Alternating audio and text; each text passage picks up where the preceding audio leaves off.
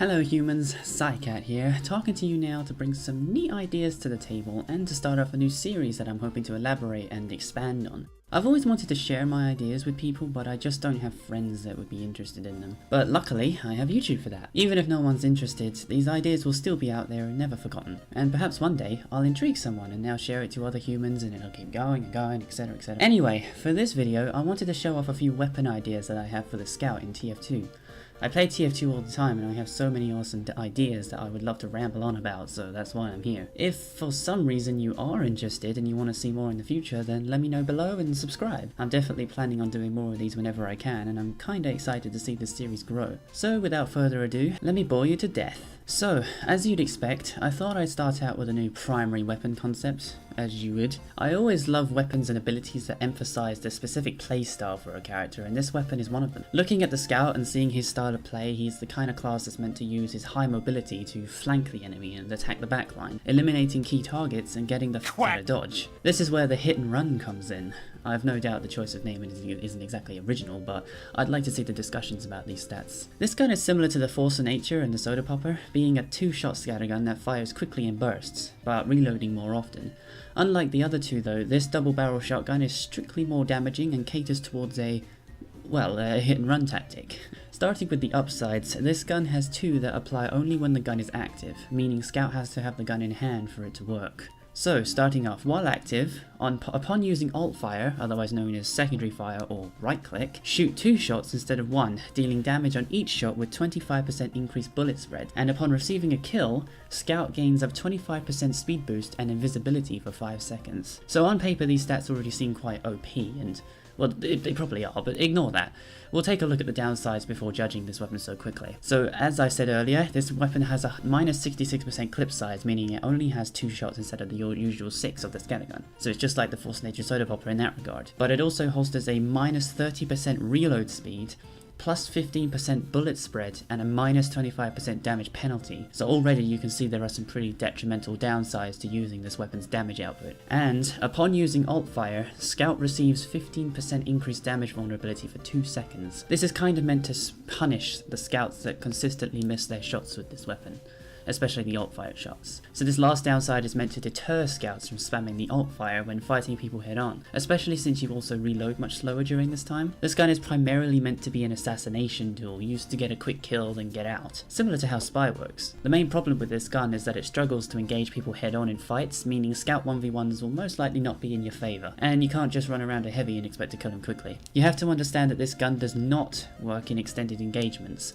and is meant to be an assassin weapon, performing a hit and run tactic in most situations. It's also pretty bad at medium range fights because of its high bullet spread and lower base damage, so again, other Scouts not using this weapon will most likely have a major advantage against you, providing they don't suck or you're not a god at the game. So let's go over some quick pros and cons of the hit and run. So the pros are, they emphasize Scout's assassin playstyle, it provides him with almost double burst damage, except that might be a bit of a stretch, and it improves his mobility and escape potential. And the downsides would be that it reduces his overall DPS, punishes him for missing shots and taking long fights, and it reduces his boxing potential. If you don't know the term boxing, it's basically something that you see in a MOBA more often, where a person is 1v1ing against another person, and it can apply to TF2 as well, but it basically means that he's going to struggle in 1v1s, especially against Scouts. So overall, I think this weapon could be a really fun addition that enhances a particular mindset for Scout while providing some fairly hefty drawbacks that prevent him from being too annoying and one-sided, I hope. So now it's time for the secondary weapon, and for this I've done something different but not totally original. Instead of a new pistol or drink, these are boots, and I've called them the Boston Behemoths,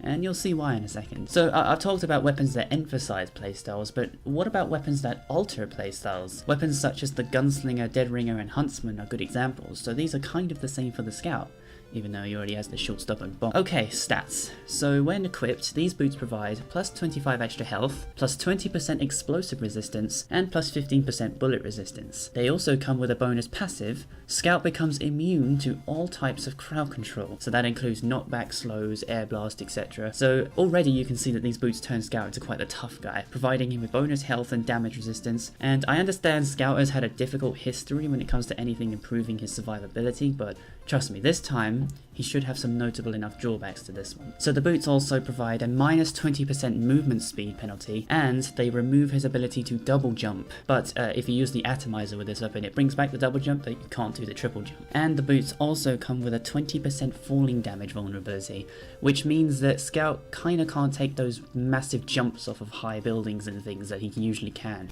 especially since he's unable to double jump without the atomizer as well. So it kinda punishes you for being on the high ground a little bit. So this might seem like quite a drastic and unwanted kind of playstyle, but I've always thought about things that allow certain characters to cater towards a style of play that reverses their natural traits. In this instance, Scout loses his mobility, but he becomes much more durable, being able to survive a lot more damage and still being able to dish out the same damage as normal. I can see these boots being very helpful in boxing situations and allowing Scout to have an easier time dealing with classes that usually have an easy time dealing with him. So let's do the quick summary. Pros: they improve Scout's durability, they make him unstoppable, and by that I'm referring they cannot impair his movement rather than him being unkillable, and they alter his playstyle. And the cons would be they reduce Scout's mobility, they increase the falling damage, and they do not provide fire resistance. These boots can actually make Scout somewhat weaker to pyros, being unable to jump around or escape as easily, allowing pyro to stick to him and catch up easier. They also do not provide any fire or afterburn resistance, and yes, they do provide air blast immunity, but in all honesty, that's not going to help him when the pyro knows to run him down with a flamethrower or use a shotgun or flare gun. In fact, because of his reduced speed, the pyro will probably have an easier time landing the shotgun shots and flare stings, so that also provides a disadvantage. Overall, these boots are interesting for what they provide, but are also challenging to pick up because of the way they completely change the way Scout plays, and how he deals with pyros too. Pyros are going to be the biggest threat against these, along with maybe the sniper, since you can't dodge him as easily with these too. So I have to say, I've always been disappointed with the way melee weapons are used in this game. Most of the time they're just being used as passive tools rather than actual weapons, and in most cases it's fine and I can understand that, but it can be quite repetitive and sometimes you just kinda can't use other melee weapons effectively because of the way the class works. So I hope to change that with this one. The Maniacal Menace. I'm almost certain that these names have been thought of before, but I don't really care. The Maniacal Menace is an axe. No, really, it's an axe for the Scout.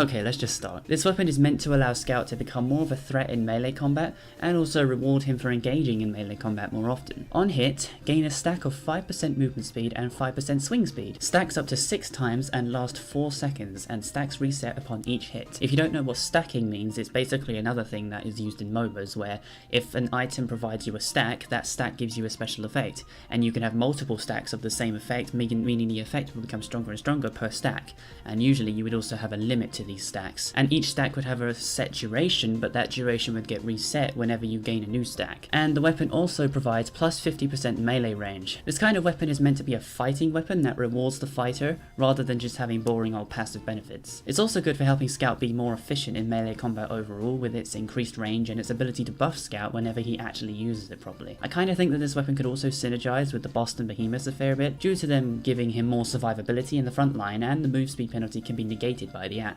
Although the downsides might mitigate that a little. The axe itself has a minus 15% damage penalty, and it doesn't random crit. In all honesty, I would prefer it if random crits just didn't happen at all on any weapon, but for the sake of this, I'm just going to have to put it as a stat until Valve decide to remove them completely. And each stack also adds plus 5% damage vulnerability. It makes it more risky for Scout to be constantly fighting multiple enemies. And they also have minus 75% holster speed, so it makes it so that you can't react quick enough when you realize you're in a tricky situation. So already it's fairly obvious why I had to add a damage penalty and no random crits. This weapon has the ability to attack pretty fast, and if each hit was able to do the same kind of damage as the stock bat, it'd be way too good at what it does. Dealing reduced damage will hurt it in the long run, especially when starting engagements, but the swing speed can overall improve his DPS as long as he is consistent with it. And of course I didn't want to make Scout almost unstoppable when he gains the buff, so the stacks also provide a penalty to his survivability, making him easier to kill when he's fighting for too long and punishing Scout for overextending. Getting in melee range with most classes is usually a bad idea anyway and almost considered overextending, but with the amount of mobility and DPS the Scout has,